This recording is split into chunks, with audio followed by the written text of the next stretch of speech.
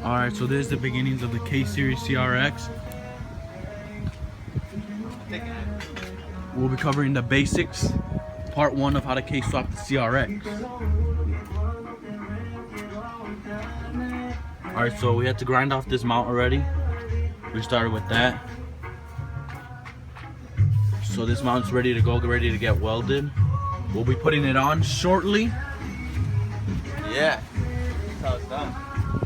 The subframe still has to get cut and welded. We'll be doing that shortly also.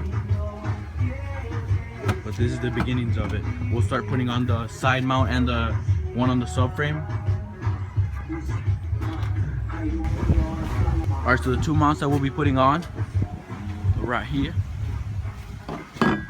This is the subframe mount. It's a new upgraded version. You really don't have to cut the subframe as much.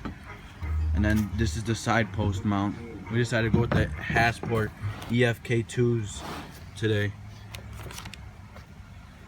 Hell yeah. So those are the 2 ones that we'll be putting out. We'll be right back with you guys.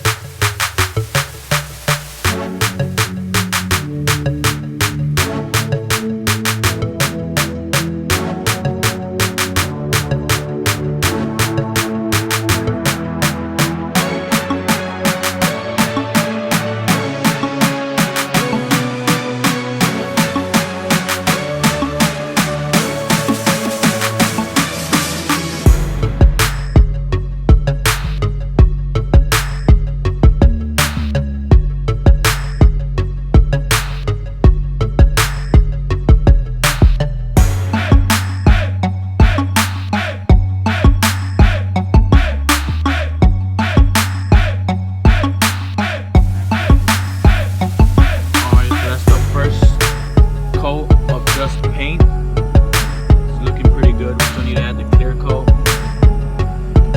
It's looking good so far. Lit.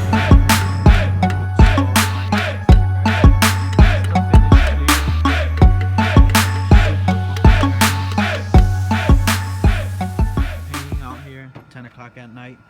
It's looking pretty good. Next step, shifter box, shifter cables.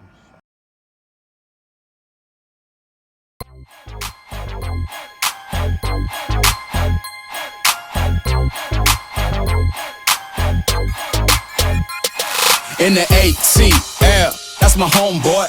Watch your back if you're gonna walk alone, boy. Cause everybody in the homeboys trying to get rich. You could get hit even if you're known, boy. We the kings of the South. Pies in the oven, grills in the mouths.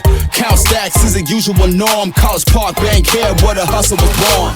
So peace up and A-Town down. 4-4 living with the 808 sound. Nightlife popping, ain't nobody stopping. Cutting up a rug when the beat dropping. The dirty birds nest here, and then they haters get to talking. Then they falling on the deaf ears. This is where trap music was born. On the 50-yard line of the Georgia Dome. In the ATL, pop that, drop that. Dirty birds, you ain't never gonna stop that. ATL, we the best, this dirty South. Living from MIA to Texas. ATL, drop stacks in the tip cup. Buying out the bar at the strip club. ATL, GA all day. Let me show you how we living down south in the ATL.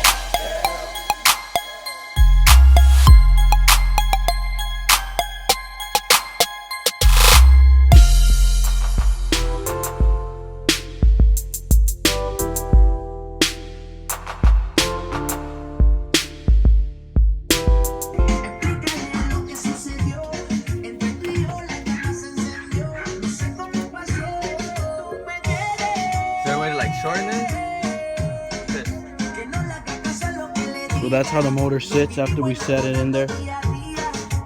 We painted the valve cover after we put it on. We haven't done really much. We did connect the wire harness. We'll be showing you how to connect the interior one in just a couple minutes.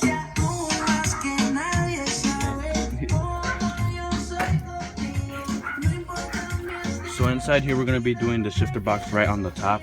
We're not going to be doing the car steps cutter. We're not going to cut the shell. We don't want to cut none of that. So it's just going to go right on top. And then the shifter cables are going to get ran right through under there.